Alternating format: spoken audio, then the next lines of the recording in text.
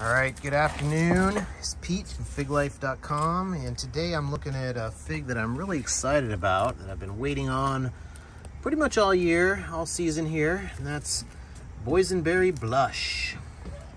And I've got several figs that are getting close to being ripe here. I mean, really close. So I should be able to get more from this tree, but I was waiting on this one, and I just noticed today, look at that split. That's a pretty impressive split on that thing. So let me go ahead and pick that, and hopefully I can salvage some of this, but I won't quite know. I won't know until I take a look at it. I didn't notice this yesterday, but I was honestly real busy yesterday, and I didn't get to take a close look at my figs like I normally do. So let me take a look at this, see what I'm dealing with here. Oops, pull that off. All right, well, hopefully let me try to salvage some of this. But you know what, actually, before I do that, let me weigh this thing. Let's go through the motions here. 84 grams, that's big.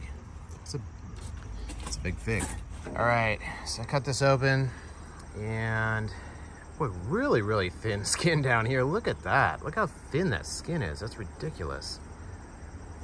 But it looks like maybe a little spoilage in here, but actually the splitting was this whole bottom portion of the fig, and I think most of that looks pretty good. So this may be salvageable. But again, super thin skin down here. I don't know what's going on with that. And kind of a large fig, you know. This top part looks maybe a little less ripe. Like maybe that part could have used a little more time, but didn't get much of a choice, you know. So, all right, let me try some of this. All right, cut this up. This kind of looks spoiled here, this little portion. Cut that off. Yeah, so this is of course, a very anticipated variety for 2021. Probably one of the more anticipated varieties. And, you know, all indications are that this has a really great taste in California. Haven't been a lot of reports outside of California. I think maybe there's a grower in I think Chicago area that ripened this already. But otherwise, there's somebody down in Florida that ripened it too, but theirs was, their tree was real small. So anyway, hopefully this one is ripe. I think most of this is ripe. I think this maybe like middle third here is looking pretty ripe. The top might not be fully ripe, but anyway. All right, my first taste of Boysenberry Blush.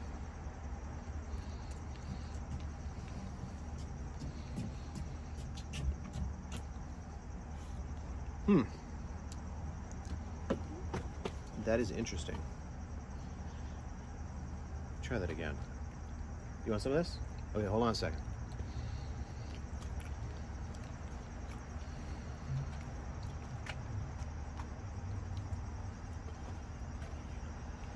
Let me try one more of those.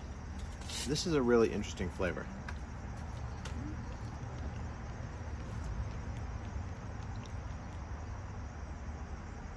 Yeah, so there is a little bit of sweetness in there and a little bit of berry.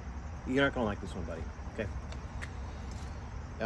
But there's actually quite a bit of bitterness with this, which is really weird. I don't usually get bitterness in a fig. And I think that means that it's not ripe.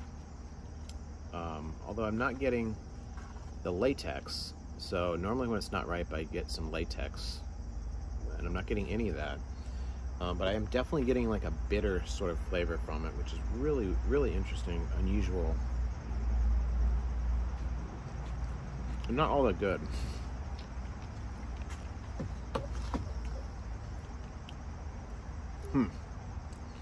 Yeah, so not real sweet, not a lot of berry, and kind of a bitter flavor actually. So very unusual. don't normally get that taste from figs at all. I got it from this one. So I'm just gonna say that maybe that one needs a little more time to turn that bitterness into sweetness, but honestly, that was not a good first impression for Boysenberry Blush. But I do want to let that ripen a little bit more and see what happens. So I got another update here on Boysenberry Blush. So, look at that. More cracking. You know, it's just the normal watering is doing this to it. So I need to really cut back on the water that I'm giving to this plant. And so I think what I'm gonna do is I'm gonna go ahead and move this one inside. That way it'll definitely ripen. I'll move it in the grow lights. It'll definitely ripen, and I could really cut back on the water that I give it. Because if I leave it out here, it's gonna rain a little bit next week, and I think I'm just gonna continue to have trouble with cracking here, because this seems to be a variety that very much does crack when it gets too much moisture. And I just don't know that I'll be able to control the moisture enough out here in order to get this to ripen properly. So I'm gonna bring this inside, and once I bring it inside, I should be able to get some well-ripened figs from Boysenberry Blush. Still not clear to me what the taste is gonna be, because I'm a little concerned about that first one that had a really bitter taste to it. So I'm hoping that was just due to it being cracked open or something, or not being fully ripe. And once I can get one that doesn't crack and ripens fully, that'll have a really nice taste. But that remains to be seen, because there's not a lot of people that have ripened this variety yet. So at least not outside California. So yeah, let me go ahead and move this inside. Hey, good afternoon, everybody. Today I'm looking at a fig called TD Yellow Crinkle, and this is my first TD Yellow Crinkle fig to get close to being ripe. I really would have preferred to have left this on the tree just a little bit longer, but unfortunately we're supposed to get a lot of rain tomorrow, and I'm fairly certain that this will be destroyed by the rain tomorrow. So better just to go ahead and pick it and see what happens. So this is a first-year tree, and this is a graft. You can see the graft right here. I grafted this onto an existing tree that I had last year, and it's grown pretty well for me. You can see the tree kind of growing up over there, and there's another branch right here. Fair amount of figs, so hopefully I'll get a few more to ripen this this season here before it ends. And it does appear to have a yellow sort of look to it. So let me go ahead and pick this. There we go. So I am getting a little bit of latex off the top, which is unfortunate, but you know, that's just, like I said, if I don't pick it, it's gonna get destroyed tomorrow in the rain. So this is probably a little underripe, but I'll go ahead and take a look at it. All right, so here's the TD Yellow Crinkle. I took it out of the organza bag. And a little bit of cracking on it. You can see it's a little green still here, so you know, I'm not super thrilled about how ripe this is. A little bit of an open eye. Well, definitely an open eye. Let me go ahead and weigh this thing. 65 grams. So pretty good size to this thing. And supposedly when you let this ripen a little bit better, it'll actually kind of shrivel a little bit, which is where they get the name Yellow Crinkle from, or why it has that name. But, you know, this one isn't quite in that condition. So it's, I wouldn't say it's soft. It's a little tender. You know, it's a little softer than it was, but I wouldn't quite go so far as to call this soft. So let me go ahead and cut this open. We'll see what we're looking at, see what we're dealing with on the inside. All right, I cut it open, and actually doesn't look too bad. It, you know, I thought it would look a little more underripe than that even. So it looks okay. It might be edible. It might taste, I don't know. I don't know how it'll taste, but it looks like it might be edible. So let me go ahead and try this. All right. Yeah, so kind of a large fig, a little bit larger than I thought it would be in my imagination. And yeah, let's see what it tastes like here.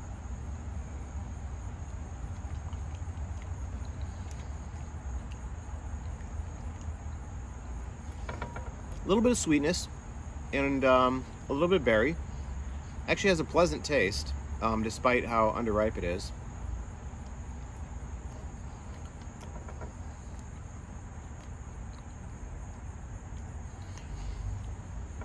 Yeah, it's actually pretty good. I'll try one more of these.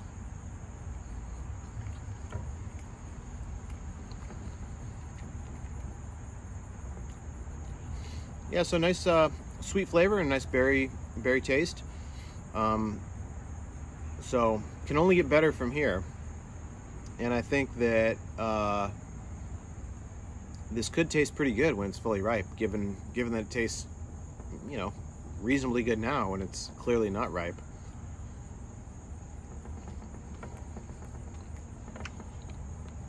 All right, so that's my first taste of TD Yellow Crinkle, and hopefully I'll get some more ripe figs here soon, and hopefully the timing of that ripening will occur such that I can let it ripen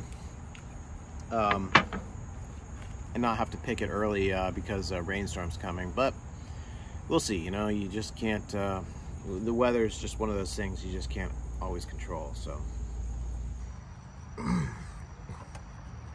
hey, good afternoon. It's October 1st and I have another TD Yellow Crinkle here. Unfortunately, this one is also splitting, and so I went ahead and picked this even though it really needed more time. So it's unfortunate. If it weren't for the splitting, I would have left it on there, and this probably would have ripened up real nicely. So let me cut this open. Let me see if this is edible. Okay, so there we have it. There's the interior of the TD Yellow Crinkle. Might be edible. Let me try it. Do you want to try some of this, Millie? Huh? No.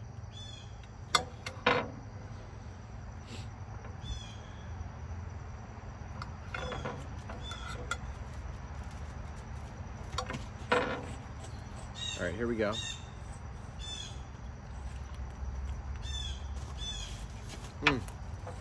So it has a nice sweet berry flavor, but clearly underripe. I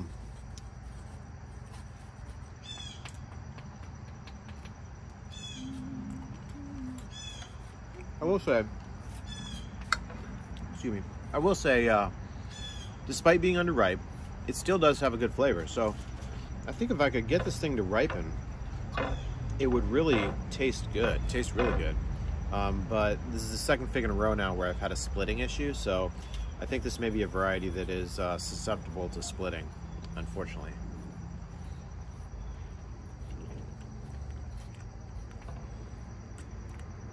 A good taste otherwise from a clearly underripe fig.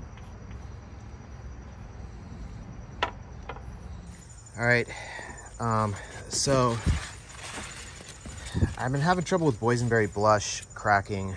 I just took a look at that one, and this one has given me a similar sort of problem. This is TD Yellow Crinkle, and the two figs that I've had so far of this variety that have gotten close to ripening have split enough that I had to either pick them early or well, I did have to pick them a little early, so that resulted in the figs not tasting as good as they should have. So, and also they didn't have that crinkle look to them either, which was disappointing. So I'm going to go ahead and bring this one inside as well, just so I can control the environmental conditions a little bit better, because I think this one is going to continue also to split with the weather that we got coming up, and I'm not going to have a lot of season left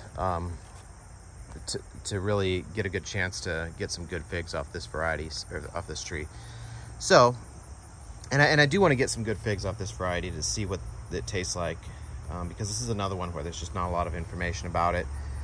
So anyway, I'm gonna move this one also inside under the grow lights, and I'll see if that will help me ripen some good figs off this variety, which again is TD Yellow Crinkle. All right, so before I bring these fig trees inside, what I'm gonna do is I'm gonna go ahead and spray them with some copper to try to control this rust that I've got going on in these trees.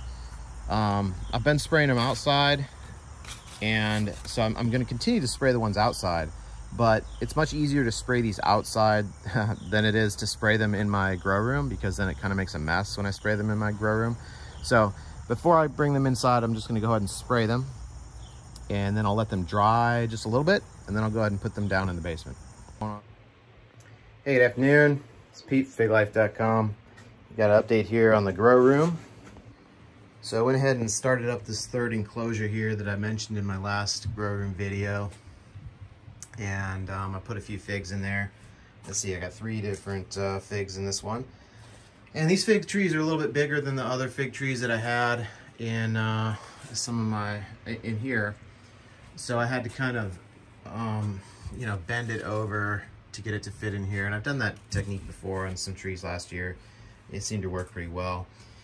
So the varieties I put in here, let's see what we got. I got Col de Dame Noir, which is actually getting really close to having some ripe figs, but I was starting to see some splitting there, and same with that one. So I was concerned that these figs were going to keep splitting outside, and that actually was the concern that drove me to move all 3 of these figs in here right now. It was because I was having trouble splitting on all of these. So I got the Col de Dame Noir. I have this is Boysenberry Blush, and I've had a lot. I've had, well, this is my second fig, so I shouldn't say I've had a lot of problems with splitting, because this is only my second ripe fig, or almost ripe fig. But the other fig was split just like this, and it was split way up. I mean, like almost half the fig was split. So this one is also now split, and I need to go ahead and pick that, even though again it's not ripe. But what I'm going to do is I'm going to really limit the amount of moisture here in the grow room to this fig tree. And I got another one right here that hasn't split yet. So I'm going to use that technique to get some hopefully well-ripened, not splitting figs from Boysenberry Blush, so I can try that one out. And then this one here is a variety called TD Yellow Crinkle. I've had some trouble with this one splitting as well. I think I've gotten a couple figs off this variety, and both of them split, so I had to pick them when they were underripe. They actually tasted really good. So the difference between Boysenberry Blush and TD Yellow Crinkle, well, there's a lot of differences, but one difference is that the split Boysenberry Blush didn't taste good at all. It had a really bitter flavor, whereas the split TD Yellow Crinkles, both varieties were underripe. The TD Yellow Crinkles actually tasted really good, but were underripe, so, and also a little bit split. So I'm actually really excited to try this TD Yellow Crinkle. I think when it's fully ripe, it'll have a really nice flavor to it. It has a nice berry flavor. The Boysenberry Blush, I'm a little more concerned about, just because I haven't gotten any sort of good flavor from that one yet. So we'll see. We'll see how it turns out here. Hopefully pretty soon. So this, the ripening's coming along pretty quick on these varieties that I put in here. I think it was a week ago. This is Colonel Littman's Black Cross, and I'm just getting a lot of ripe figs from that one. I had a little more defoliation occur than I wanted on Colonel Littman's Black Cross. I was letting them dry out a little bit, and I let it dry out a little too much, and so I lost a lot of leaves on that one. But I think it'll be okay. I think I can get those figs to ripen in its current condition. Anyway, then I've got Bordesat Negra Ramada, and I'm getting a ripe fig off that one. There's still quite a few leaves left on this tree, as you can see here. So I think I'll get a lot of ripe figs off this tree pretty quick here. The grow lights really speed up the ripening. I mean, I've been surprised at how much ripening I've gotten just in the week that I've had these trees in here in this grow room. I mean, I'm keeping it probably low to mid 80s in here, and it's got I think enough light, so It's really helping the ripening. And this one here, you can see that ripe fig and that ripe fig right there. Those are both off my Cosme Magno tree. A really short tree, didn't grow much this year, but put on a lot of fruit. So I'm getting close to getting a couple of those. This is Dea Nebrodi. Don't know much about this one. This one's got a little bit longer to go. I don't really have any figs here that are close, so that's one that'll be in the grow lights for a while if it does end up ripening any figs. This is another Bordesat Negra Ramada, and this fig is getting soft. This fig's getting close, but I'll let that ripen a little bit more. Look at how pretty these figs are. You know, I just love this tree. But this one also still got quite a few leaves on there, which under the grow lights you got to really that's what I end up having trouble with under the grow lights, is they tend to defoliate if you're not careful, and I think due to lack of water or maybe just shock. And anyway, that's the thing I have to be careful about here under the grow lights. And so these ones are all doing good. This is Black Tuscan, and this one also has a ways to go. These figs don't look to be close yet, but it's okay. I can give it some time. And let's see what else we got here. Oh, I just moved this one in here, actually. This one right here. Oh, actually, you know what? I also just moved Black Tuscan in here. I don't think that was in here. Or maybe it was. I can't remember. But anyway, this one I did just move in here. This is Mario 50. And I've got, and I don't think this will take long. I think maybe in a week here I'm going to see some of these figs start to swell. I just moved it in here, and I did actually get a fig off of Mario 50, but like many of the Black Madeira types, it split really badly. And so, you know, I sort of got to try it, but it was a mess. That fig was a mess. So I just went ahead and moved it in here because I think I can I think I can definitely get some good quality figs here in the grow room off Mario 50. And then I got Cipolla. This is another one that just isn't close to being ripe, which is weird because I started this as a cutting, I want to say early. I mean, that's maybe like December 2020 I started that thing as a cutting. So kind of surprising that it hasn't developed, that the fruit development isn't a little further along at this point, but you know, it's okay. I think it was kind of in a shady spot, so maybe that was part of it. But it's okay because I got it under the grow lights now. It'll probably take a little while, but I do intend to try to get some ripe fruit off that variety. And then finally, last one I've got in here is Bergisa. Don't know much about this one, and I honestly don't even know for sure that this is common. And even if it is common, it may still drop all its fruit during its first year here. So I'm less confident that this one will actually ripen fruit, but I'm gonna give it a shot. I felt like it was not close enough to being finished ripening its fruit to be successful outside, so I went ahead and moved it in here. So that's where I'm at right now with the grow room, and I've been pretty happy so far. Like I said, I just gotta keep watching the defoliation, and I think what I'm gonna try doing is watering twice a day, because I was watering once a day, and I think that transition from outside where it was on the automatic watering and it was being watered a small amount, like 3 or 4 times a day, over to the grow room where you have much different environmental conditions. I mean, drier conditions, warmer conditions, artificial light instead of natural sunlight, and then I'm watering them once a day instead of you know, like 3 times a day. I just think that was maybe a little too much for them, so I'm gonna try watering twice a day. I think I can manage that. I'll just water them in the morning before I go to work, and then water them again in the evening once I get home, and that should work out. So I'll try that, and I'll just keep trying to get these figs to give me some good fruit. So if you got any questions, feel free to send me an email, pete@figlife.com. And if you like this video, please hit subscribe and check out my website, www.figlife.com. Thanks.